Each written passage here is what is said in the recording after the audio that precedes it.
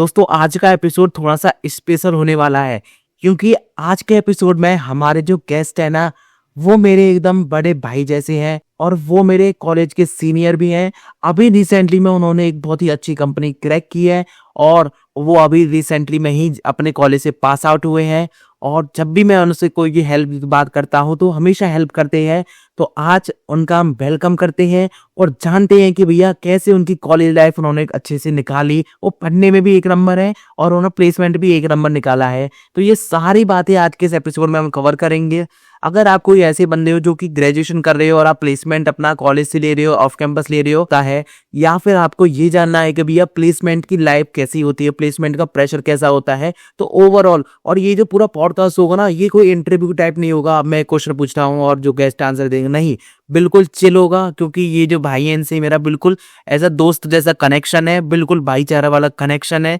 चलिए सीधे पॉडकास्ट को स्टार्ट करते हैं। दोस्तों आज है हमारे साथ अभय अग्रवाल भाई।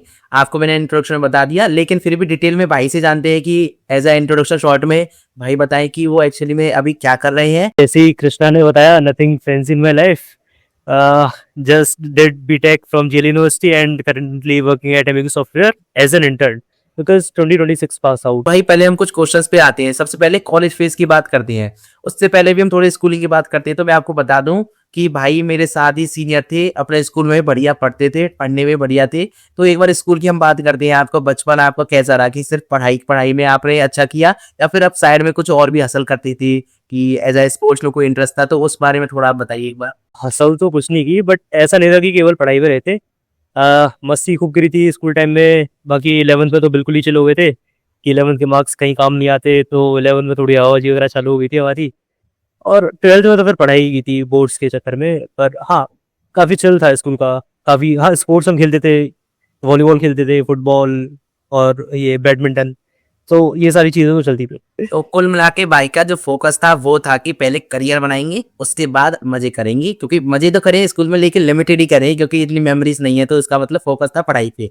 लेकिन अब तो पूरे मजे हो रहे होंगे, उसके बारे में हम आगे बात करेंगे कि भैया ऑफिस की लाइफ कैसी होती है, किस तरह की होती है, वो सारी आगे बातें करेंगे। कॉलेज में ना सबसे पहला होता है कि यार आपका जो प्लेसमेंट आ रहा था तो लास्ट ईयर का जो माइंडसेट था कि यार कंपनीज आ रही है, बहुत सारी कंपनीज आ रही है, तो माइंडसेट क्या था कि यार किस तरह से अप्रोच करना है कंपनी को, कि यार ये करना है, कि ये करना है, इस कंपनी में जाना है।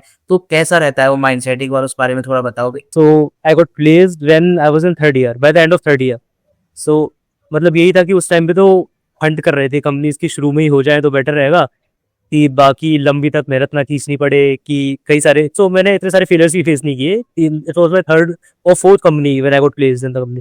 सो तो यही था। और प्रेशर तो रहता है यार, उस टाइम पे काफ़ी प्रेशर रहता है कि अभी जब बहुत हर्ट होता है कि जब निकल जाता है, टेक 1 निकल गया, टेक 2 या लास्ट इंटरव्यू में बाहर हो गए, लास्ट लिस्ट में नाम नहीं आया।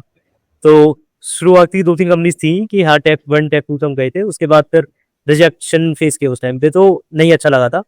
पर वही चीज़ है कि इंटरव्यू से भी काफ़ी कुछ सीखने को मिलता है कि किस टाइप के क्वेश्चन होते हैं, कैसे जैसे कि कोर कॉन्सेप्ट्स थे कि जो नहीं हम इतना पढ़ते थे, जैसे कि कोर सब्जेक्ट्स को हम जनरली इग्नोर कर देते हैं कि डीएसए कर रहे हैं केवल या डेवलपमेंट कर रहे हैं।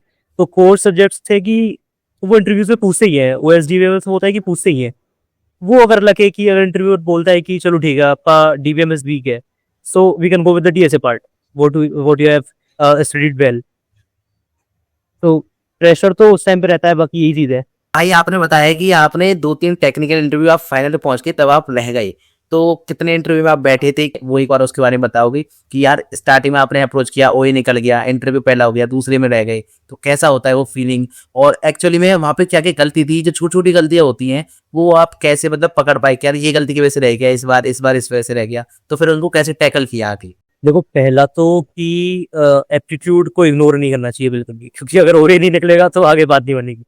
एप्टीट्यूड इज मस्ट, मतलब थोड़ा बहुत पढ़ते रहो कि इतना टफ नहीं आता। एप्टीट्यूड बेसिक ही आता है, कंपनीज के केवल शॉर्टलिस्ट के लिए होता है, पर वो पढ़ते रहना चाहिए क्योंकि बेसिक ही आता है, इतना टफ नहीं आता एप्टीट्यूड, वो पढ़ते रहना चाहिए। साथ में कि कोर कॉन्सेप्ट्स जैसे कि डीवीएमएस, ओएस, इसमें इतना एफर्ट नहीं लगता इन सब्जेक्ट्स में, बट आप क्या है कि फिर बाद में हासिल करते हैं कि एंड मोमेंट पे जब लगता है कि अब तो इंटरव्यू है तो आज जीवीएमएस पढ़ना पड़ेगा, लेकिन तब फिर ऐसा होगा कि ऊपर ऊपर से पढ़ रहे हैं, अच्छे से नहीं पढ़ के जा रहे, तो अगर कुछ डीप क्वेश्चन पूछ लिया उसमें वहीं आप लैग कर जाओ इंटरव्यू में, तो वो इमेज खराब कर देगा। लेकिन अगर शुरू से पढ़ते रहोगे, नोट्स बनाते रहोगे, डॉक्यूमेंटेशन करते रहोगे। एक बहुत बेसिक गलती हम लोग क्या करते हैं कि पढ़ते चले जाते हैं, डीएसए पढ़ लिया, जावास्क्रिप्ट पढ़ ली, वेब डेव अगर कर रहे हैं तो जावास्क्रिप्ट पढ़ ली, उसके बाद फिर रिएक्ट पे पहुंच, बाद में पता लग रहा है कि विद द टाइम हम भूल रहे हैं चीजें। जावास्क्रिप्ट में अगर लॉजिक लगाना तो ठीक है, याद है कि हमने ऐसे ऐसे लॉजिक बिल्ड किया था जावास्क्रिप्ट में, बट कोर कॉन्सेप्ट्स हम ऐसा होता है कि भूल जाते हैं कि what is the difference between async कब लगाते हैं, या फिर लेट वेयर कॉन्स के कॉन्सेप्ट्स होते हैं कि कौन सा कब यूज करना चाहिए, किसका स्कोप क्या है, वेयर का स्कोप क्या है। तो वो सब ये है कि नोट्स जैसे ही आप पढ़ते जा रहे हो वैसे उसको लिखते जाओ। इससे क्या होगा कि एंड मोमेंट पे इतना हसल नहीं करना पड़ेगा। जैसे क्या हुआ था कि ऊप्स कॉन्सेप्ट होते हैं जावा प्रोग्रामिंग लैंग्वेज में, ऊप्स कॉन्सेप्ट्स है। अब ऊप्स कॉन्सेप्ट्स को पढ़ के मैंने एक प्रोजेक्ट बिल्ड किया था, हाँ वो मैंने सेकंड ईयर में बिल्ड किया था। अब उसके बाद मैंने उसको कभी रिवाइज नहीं किया, और रिवाइज अब एंड में जब मेरे को लगा कि कंपनीज आ रही है, अब टेक इंटरव्यूज होने हैं, तो अब मेरे को वो पढ़ना पड़ेगा ऊप्स का। ठीक है, कॉन्सेप्ट तो मैंने पढ़ लिया, वापस से इंटरनेट पे मिल जाता है, लेकिन जो मैंने प्रोजेक्ट बिल्ड किया अभी उसका मेरे को नहीं पता कि मैंने कैसे किया था। तो डॉक्यूमेंटेशन ऐसा है कि जैसे कोई भी प्रोजेक्ट बना रहे हो तो उसका साथ साथ में डॉक्यूमेंटेशन बिल्ड करते रहो, जिससे कि एंड मोमेंट पे एक बस you take a look on it and everything gets clear in your mind कि how did you build that project.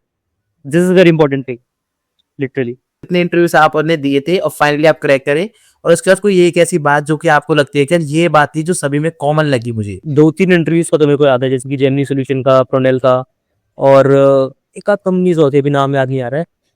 तो बेसिकली सब में कॉमन क्या होता है कि they focus on your concept whatever you are showcasing to interview. ऐसा नहीं कि आपने बस बना दिया है और आपको इसका आइडिया नहीं है कि आपने कहाँ से रेफरेंस लेके वो बनाया था। So for that documentation is very important, कि आपने कोई भी प्रोजेक्ट बिल्ड किया उसको साथ साथ आपने लिखते, जैसे आप प्रोजेक्ट बिल्ड कर रहे हो तो छोटे छोटे क्वेश्चन माइंड में आते हैं।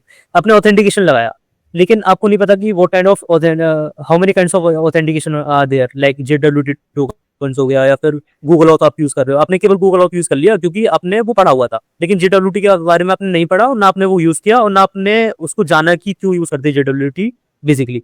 तो इंटरव्यू का सीधा क्वेश्चन आएगा कि why did you choose OAuth, why did you choose JWT tokens for the authentication, या फिर वो पूछेगा कि ऑथेंटिकेशन का पूरा प्रोसेस क्या है। आपको प्रोसेस क्लियर नहीं है, जस्ट आपने ऐसे बोल दिया कि यूजर क्लिक करेगा और ऑथेंटिकेट आपकी प्रोफाइल होकर आएगी गूगल के थ्रू, इसलिए मैं गूगल ऑथेंटिकेशन यूज कर रहा हूँ, लेकिन प्रोसेस क्लियर नहीं है कि कौन सी एपीआई हिट होगी, फिर क्या आपकी डिटेल्स जाएंगी, कैसे वो ऑथेंटिकेट होगा। तो every single concept you need to be very clear on. भाई ने तो बिल्कुल टेक्निकल बताया है, अगर आप ज्यादा टेक्निकल नहीं समझ पा रहे तो सिंपल है कि कॉन्सेप्चुअल, जो सबसे स्टार्टिंग में बोल दिया था, कॉन्सेप्ट आपके स्ट्रांग होने चाहिए, जितना भी आपने दिखा रहे हो, शोकेस कर रहे हो। क्योंकि कुछ भी दिखाते हो ना तो बंदे का इंटरेस्ट होता है कि यार इसको कॉन्सेप्ट सही पता है कि नहीं पता। इंडस्ट्री में ये चीज चेक होती है, जो कि भाई का एक्सपीरियंस है। 4 कंपनीज में बैठे थे, 5वीं कंपनी भाई की निकली है, तो इंटरव्यू में रह जाते ना, बहुत दुख होता है। और वो दुख आपको ना हो तो ये कॉन्सेप्ट आप अच्छे से कर लेना। जेमिनी सॉल्यूशंस के इंटरव्यू में ये हुआ था, टेक 1 क्लियर हो गया था, टेक 2 में काफी प्रोजेक्ट मैंने शोकेस किया, बट काफी कॉन्सेप्चुअल थिंग्स वहाँ पे नहीं थी, वहाँ लैग कर गया कि ऑथेंटिकेशन, जैसे मैंने एग्जांपल दिया ऑथेंटिकेशन का ये क्वेश्चन था वहाँ पे कि पूरा प्रोसेस मेरे को क्लियर नहीं था। बाकी जैसे एक डेटाबेस मैंने यूज किया था MongoDB, तो उन्होंने पूछा कि why didn't you use relational database like SQL based database, आपने क्यों यूज नहीं किया। तो अब मैं MongoDB पढ़ रहा था तो मेरे को नहीं पता, although I know the difference between both of them, but मैंने क्यों यूज नहीं किया उसका मैं क्लियर नहीं कर पाया आंसर। सो ये छोटी मोटी चीजें लैग कर जाती हैं। तो आप कॉलेज से निकल गए हो, लेकिन फिर भी अगर हम कॉलेज की बात करें तो कॉलेज में सबसे बड़ा कोई रिग्रेट हो यार कि ये मेरा सबसे बड़ा रिग्रेट है, जो मुझे नहीं करना चाहिए था, ये गलती नहीं होनी चाहिए थी, या फिर ये काम नहीं करना चाहिए था, ऐसा कुछ आपको लगता है जो आप शेयर करना चाहते हो? तो रिग्रेट तो मैंने बताया कि मैं डॉक्यूमेंटेशन नहीं करता था। मैंने चीजें पढ़ी और पढ़ के रिवाइज करते टाइम मेरे को बहुत मुश्किल होती थी, क्योंकि मैं पढ़ के छोड़ दिया उसको। अब रिवाइज करने के लिए मैंने नोट्स नहीं बनाए थे पहले, तो मैं कर नहीं पाता, मेरे को शुरू से शुरुआत करनी पड़ती थी दोबारा से, जहाँ से रेफरेंस लेके मैंने पढ़ा था, कोई यूट्यूब वीडियो से या किसी वेबसाइट से जावास्क्रिप्ट पढ़ी, तो मेरे को दोबारा से वो गो थ्रू करनी पड़ती थी। तो बेस्ट थिंग ये है कि जो भी आप पढ़ रहे हो, छोटी से छोटी चीज उसके नोट्स बना के रखो, एक वन नोट बना लो जहाँ पे सारी लर्निंग्स आप लिख रहे हो, और एक जगह डॉक्यूमेंटेशन चल रही है कि जावास्क्रिप्ट की जो मैंने चीजें पढ़ी थी वो है, इवन डीएसए की भी कॉन्सेप्ट्स। और एक बार हम क्या करते हैं कि डीएसए करना चालू कर दिया, एक फ्लो में कई सारे क्वेश्चंस कर दिए, फिर हमने डेवलपमेंट करना चालू कर दिया, डीएसए के फ्लो हमारा छूट गया। हमने डीएसए के टाइम पे बहुत सारी एल्गोरिथम्स पढ़ी थी, कई सारी एल्गोरिथम्स पढ़ी, लेकिन नोट नहीं बनाए उनके कि कौन कौन सी एल्गोरिथम पढ़ी, कैसे कैसे वो यूज होती है। अब वो हैबिट छूट जाएगी डीएसए करने की, तो अगर डीएसए अब दोबारा से स्टार्ट करना हुआ तो दोबारा से वो चीजें दोबारा पढ़नी होंगी। बेटर है कि नोट्स बना के रखो जो भी पढ़े हुए हैं। सेकंड थिंग, एक ऊप्स वाला मैंने प्रोजेक्ट का एग्जांपल दिया था कि हाँ प्रोजेक्ट भी अगर बना रहे हो तो उसके टाइम पे जैसे आपने ऑथेंटिकेशन यूज किया तो आपके माइंड में क्वेश्चन आया कि ऑथराइजेशन और ऑथेंटिकेशन में क्या डिफरेंस होता है। आपने उस टाइम पे वो पढ़ लिया, लेकिन अब जब इंटरव्यू आप फेस कर रहे होंगे उस टाइम पे आपको नहीं पता होगा कि आपने क्या क्या डिफिकल्टीज पहले प्रोजेक्ट बिल्ड करते टाइम फेस की थी। तो वो भी अगर आप डॉक्यूमेंट करो इट इज बेटर। यही चीज एमईक्यू में आगे मैंने यही चीज सीखी है एटलीस्ट कि डॉक्यूमेंट एवरीथिंग। एक कोर सब्जेक्ट्स का आपको ध्यान देना है, ये बिल्कुल भी अवॉइड नहीं करना है। एंड मोमेंट पे हसल करोगे कि कोर सब्जेक्ट मैंने डीबीएमएस पढ़ ली होती तो बेटर होता, तो मैं वहाँ पे लैग नहीं करता। छोटी छोटी चीजें ही होती है, बाकी पढ़ते तो सभी हैं, बस छोटी मोटी चीजों की वजह से ही एंड इंटरव्यू में लैग कर जाते हैं। अब हम बात करते हैं आपके प्लेसमेंट की। कॉलेज का तो फेज ऑलमोस्ट आपका कंप्लीट हो गया, लेकिन कोई बंदा वीडियो को देख रहा हो और उसका प्लेसमेंट आ रहा हो, सेशन आने वाला प्लेसमेंट का, तो वो कैसे रेडी हो? प्रिपरेशन आपने सीरियसली कब स्टार्ट की? फर्स्ट ईयर में कर दी या फिर जब कंपनी आ रही थी पता था कि 6 महीने बाद आएंगी तो अब स्टार्ट करते हैं, अब देखते हैं कौन सी कंपनी आ रही? नहीं, सीरियसली तो ऐसा है कि सेकेंड ईयर में तो सीरियसली स्टार्ट की थी, क्योंकि मेरे को सीपीआई का भी एक स्ट्रेस था मेरे ऊपर। एक वन थिंग ये कि सीपीआई शुरू से ही मेंटेन करके चलो। फर्स्ट ईयर में मेरी कम थी, मैंने धीरे धीरे बढ़ाई 8 करी, क्योंकि अगर 8 नहीं होती तो कंपनीज की मेल नहीं आती, काफी सारी कंपनीज वैसे रिजेक्ट हो जाती मेरे से। तो वही है सीपीआई। और साथ में सेकेंड ईयर में मैंने थोड़ा सीरियसली प्रिपरेशन स्टार्ट की थी, बट वो सीरियसनेस टेम्परेरी रहता है। ऐसा नहीं कि सेकेंड ईयर से मैं through out the second year I was very serious about my placements. तो हाँ सेकेंड ईयर से सीरियसली स्टार्ट की, बट बीच में फिर एग्जाम्स का टेंशन, अब एग्जाम आ गए, अब नेपटल का एग्जाम आ गया, और फिर कभी लापरवाही कर दी कि नहीं अभी मन नहीं हो रहा, तो वो सब नहीं। एक ट्रैकिंग शीट रखनी चाहिए जहाँ पे आप ट्रैक करो। मैं आपको अच्छा can I share my screen to show you something. Sheet बनाई हुई अपने प्रोजेक्ट की, ये सारे यहाँ पे टास्क लिखे हुए हैं, ठीक है। ये मेरा प्रोजेक्ट मेट है, तो इसके साथ मैं काम करता हूँ। ये इसका टास्क है, ये मेरा टास्क है। वहाँ पे हम लिख रहे हैं कि कितनी प्रोग्रेस हो गई है, और इस डेट को हमने क्या एक्शन लिया, इस डेट को क्या एक्शन लिया, इस डेट को क्या एक्शन लिया, वो सारी चीजें राइट कर रहे हैं। तो यही है कि अगर आप मेंटेन करके चलोगे ऐसी शीट, बाद में दिक्कत ही नहीं आएंगी। It would be very better for you. भाई ने बिल्कुल प्रूफ दिखा दिया कि भाई ऐसे मेंटेन करोगे, और कोई हवा में बात नहीं कह रहे, क्लियर बता रहे हैं कि हम ऐसे अब कंपनी में एक्चुअली में वो कर रहे हैं। तो जो कर रहे हैं वो एक्चुअली बता रहे हैं, और आप उनसे अगर सीखोगे तो आप बस ट्रैक करने लग जाओ अपनी बातों को, जो भी आप कर रहे हो। बस अगर वो ट्रैक करने लगे तो आपको लगेगा कि यार यहाँ पर टाइम वेस्ट हो रहा है, तो इसको सही करो, यहाँ पर इतना काम करो, तो आप अपने आप ही सीरियस हो जाओगे अपनी लाइफ के लिए भी और प्लेसमेंट के लिए भी। अब सबसे बढ़िया क्वेश्चन आता है जो कि सभी का फेवरेट है, क्या रिज्यूमे। रिज्यूमे का क्या फंडा रहता है कि रिज्यूमे आपका कैसा था, आपने क्या ध्यान दिया, कैसे बनाना चाहिए, कुछ उस पर टिप्स हो आपकी, कुछ एडवाइस हो? एक टिप तो है कि रेज्यूमे फ्लेक्सिबल होना चाहिए। अगर आपका इंटरेस्ट है कि मेरे को डेटा एनालिस्ट में जाना है, आपने वेब डेव किया हुआ है, लेकिन आपका इंटरेस्ट है कि चलो हम डेटा में भी जा सकते हैं, और आपको कंपनी में जाने का मन है, तो अपना रिज्यूमे आपने मॉडिफाई किया कि मेरे को पावर बीआई के प्रोजेक्ट ऐड करने हैं। अगर कोई कंपनी है कि उसको लॉजिकल कॉन्सेप्ट्स आपके क्लियर चाहिए, तो आप डीएससी की चीज़ें ज़्यादा ऐड कर रहे हो कि मैंने लीड कोड पे इतने क्वेश्चंस किए हैं, कोड फोर्सेस पे इतने किए हैं, तो कि फ्लेक्सिबल होना चाहिए। और बाकी बेसिक होना चाहिए, कोई ऐसा डिज़ाइन नहीं होना चाहिए। बेसिक मतलब सिंपल क्लियर फॉन्ट, कि एक बार में क्लियर सामने वाला पढ़ के उसको समझ सके। पॉइंट्स में पैराग्राफ यूज मत करो, यही छोटी मोटी चीज़ें होती है। Flexible is best thing. हम आते हैं ऑफिस वर्सेस कॉलेज पे, जो कि बहुत होगा हॉट टॉपिक भी रहता है कि यार ये ऑफिस और कॉलेज का थोड़ा जो गैप रहता है ना, ट्रांजिशन होता है, बड़ा मजेदार लगता है। या ऑफिस कॉलेज छूटा, ऑफिस में जाएंगे, आराम से बैठेंगे, तो उसके बारे में थोड़ा बात करते हैं। सबसे पहला कि स्ट्रेस होता है वहाँ पे, या फिर बड़ी आराम से जो चिल लाइफ दिखती है मूवीज में या वेब सीरीज में, क्या वैसा ही रहता है? नहीं यार, एमएनसीज में तो ऐसा अगर होता हो तो पता नहीं, मैं तो स्टार्टअप में हूँ, तो यहाँ तो बहुत स्ट्रेस रहता है। यहाँ तो you are accountable of every single action you take. So अगर आपने कुछ भी गलत किया है, आपने इवन एक छोटी सी चीज़ मिस कर दी है, तो आपको क्वेश्चंस होंगे, आपके एस्केलेशंस हो जाएंगे कि आपने वो मिस कैसे की, why didn't you jot it down. That's why हम वो शीट मैनेज करते हैं। अगर एक फॉलोअप भी करना है छोटा सा, कि हमने एक कल टास्क किया था लेकिन we are blocked due to some other team, तो हमें एक फॉलोअप करना है। अगर उस पर रिप्लाई नहीं आया है, अगर हाँ हमें आज में फॉलोअप करना है, अगर हमने वो मिस किया तो वी गॉट एन एस्केलेशन। तो स्ट्रेस तो रहता है कि यू हैव टू, मतलब कॉलेज में तो चिल होता था कि अभी आप अपनी मर्जी से पढ़ रहे हो नहीं पढ़ रहे, वो थोड़ा चिल होता है, इतना स्ट्रेस नहीं होता। एकेडमिक्स का भी है कि पढ़ लो, स्कोर अच्छे से आ जाते हैं। ऐसा नहीं कि आपको थ्रू आउट द ईयर पढ़ने पड़ता है एकेडमिक्स, अगर सीपीआई अगर मेंटेन रखनी है तो ऐसा नहीं है। नॉर्मल आप पढ़ते रहो, 1-2 दिन पहले भी पढ़ो, अच्छे से पढ़ लो, उस टाइम पे सीपीआई मेंटेन उतनी हो जाती है, 8+ हो जाती है आराम से। लेकिन स्टार्टअप में तो स्ट्रेस रहता है। लर्निंग कहाँ पे होती है? लर्निंग आपके कॉलेज में ज्यादा हुई थी या फिर स्टार्टअप में हो रही है? कॉलेज में ऐसा है कि आप वेरियस थिंग्स एक्सप्लोर करते हो। कि आपका जो मन कर रहा है, जो टेक आपका मन कर रहा है वो आप एक्सप्लोर करोगे। लेकिन स्टार्टअप में कि जो आपका काम है उसी से रिलेटेड थिंग्स आप देख रहे हो केवल, और फिर दिन भर का स्ट्रेस होकर के शाम को नई चीज ट्राई भी नहीं करते।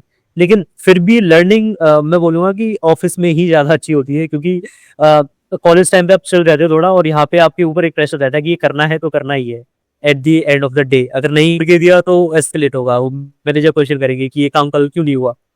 तो लर्निंग तो है, क्योंकि अगर आपको वो काम करना है तो आप 100 रेफरेंसेस देखोगे। जैसे आपने पाइथन स्काला पे पहले काम नहीं किया, लेकिन आपको यहाँ पे काम करना पड़ रहा है, तो अगर वो कोई टास्क आपको करके देना है तो आप 100 जगह देखोगे, रेफरेंस लोगे, कहीं से भी देखोगे, लेकिन टास्क करके दोगे। तो वो लर्निंग है एक्चुअली। ये क्वेश्चन हम मिस कर गए कि आपके हम ऑफिस में तो आ गए हैं, लेकिन आपका फर्स्ट डे जब ऑफिस का था तब कैसा था कि जब आप गई और जब आपको उससे पहले भी ऑफर लेटर मिला था, आपको उससे भी पहले जब आपको कंपनी क्रैक हुई थी, आपको पता चला कि यार हुआ है कि नहीं हुआ, तो वो जो फेज होता है ना, वो एक बार पूरा उस जर्नी से एक बार ट्रैवल कराओ। This is the most beautiful phase of my life कि आप when you got placed and the joining is after 1 or 2 months later।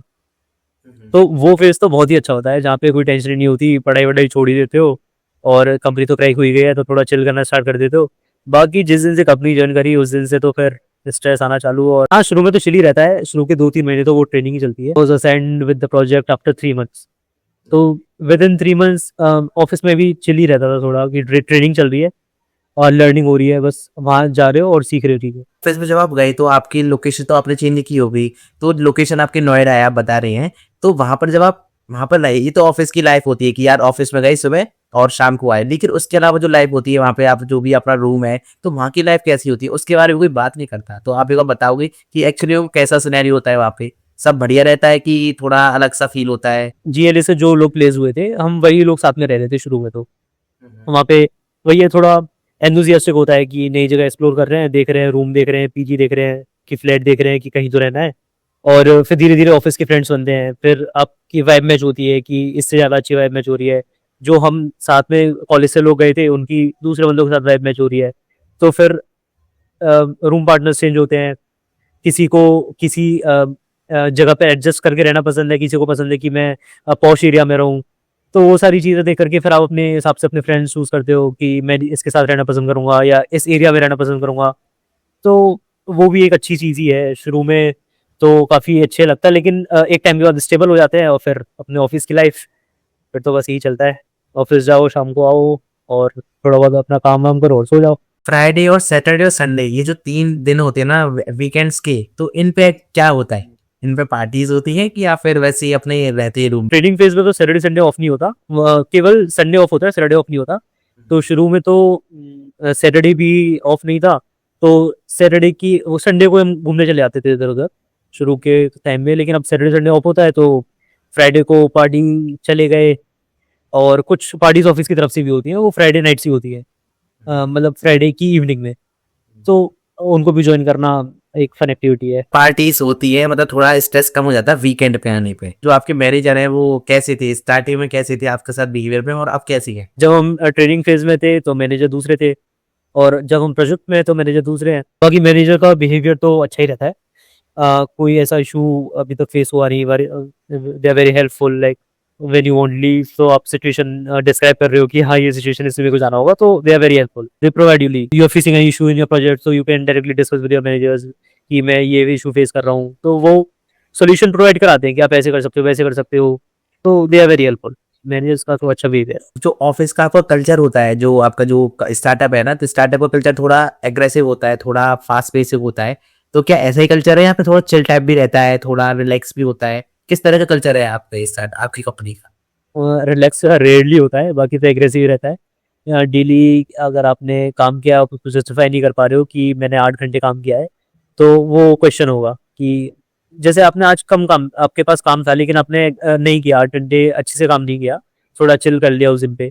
लेकिन आज नहीं तो कल वो नोटिस होगा वो चीज़ कि आपने, क्योंकि आप डेली स्टेटस मेल भेज रहे हो कि आज मैंने सारा दिन ये काम किया, ये पॉइंट्स वर्क किया। अगर कभी काम है तो ही चिल होता है, बाकी तो काम तो होता ही है डेली। अपने जो पॉडकास्ट था उसके एंड पे आ गए हैं, तो कुछ पॉइंट्स है, जैसे कि कुछ एडवाइसेस होती हैं, जैसे कि आप एज अ सीनियर अपने जो जूनियर्स को अगर कोई एडवाइस दो, सबसे पहले आएगी कोई फर्स्ट ईयर का स्टूडेंट है, वो अपनी जब स्टार्ट कर रहा है कॉलेज की लाइफ, तो उसको क्या क्या मिस्टेक्स अवॉइड करनी चाहिए और क्या क्या चीजें को फॉलो करना चाहिए? टेल यू कि क्या अवॉइड नहीं करना चाहिए।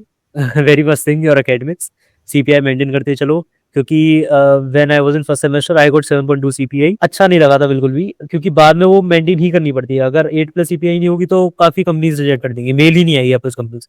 तो यही एक मेन थिंग है कि सीपीआई मेंटेन करो, और बाकी तो फिर फर्स्ट ईयर में तो एक्सप्लोर ही करोगे आपका किस चीज में इंटरेस्ट है, वेब डेव में है या फिर मशीन लर्निंग में है या फिर और किसी भी चीज में। इंट्रोवर्ट नहीं रहना यार फर्स्ट ईयर में तो बिल्कुल भी, बस ये कि एकेडमिक्स मेंटेन करते चलो फर्स्ट ईयर में, तो ये मेन है। बाद में अगर सेकंड ईयर में आप अपने प्लेसमेंट्स पे ध्यान दोगे तो सीपीआई थोड़ी सी डाउन होगी, तो वो इतना अफेक्ट नहीं करेंगे। अगर आपने 9+ सीपीआई है फर्स्ट ईयर में तो इतना अफेक्ट नहीं करेंगे, कि 8+ फिर भी रहेगी ही रहेगी।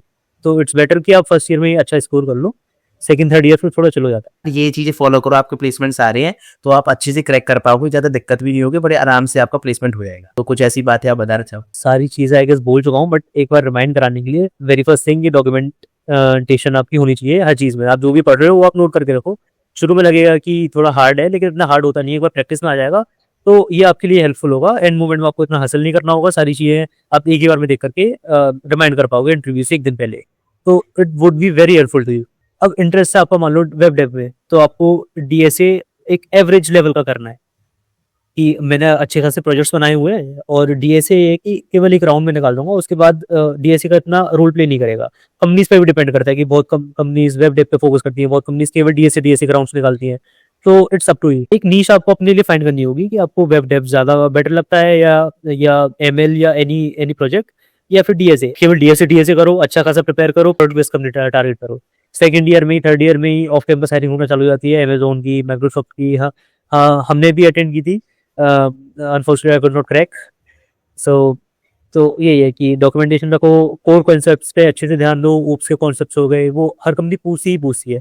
ऊप्स के कॉन्सेप्ट्स हो गए। अगर जावा आप पढ़ रहे हो तो जैसे एक लाइन लिखी आपने, एक फंक्शन बनाया पब्लिक स्टैटिक वॉइड में, तो आपको पता होना चाहिए कि स्टैटिक क्या कर रहा है, पब्लिक क्या कर रहा है, वॉइड क्या कर रहा है, मेन क्या कर रहा है, कि हमने मेन क्यों लिखा। बाकी हम फंक्शंस बनाते हैं, बाकी हम यूडीएस डिफाइन करते हैं, उसमें मेन क्यों नहीं लगाते। तो ये कॉन्सेप्चुअल थिंग्स ही होते हैं जो इंटरव्यू में आपको क्रैक कराती हैं। ऐसा नहीं कि आपने केवल डीएसए पढ़ लिया, आपके क्वेश्चंस आप कर रहे हो लेकिन कॉन्सेप्ट्स क्लियर नहीं है।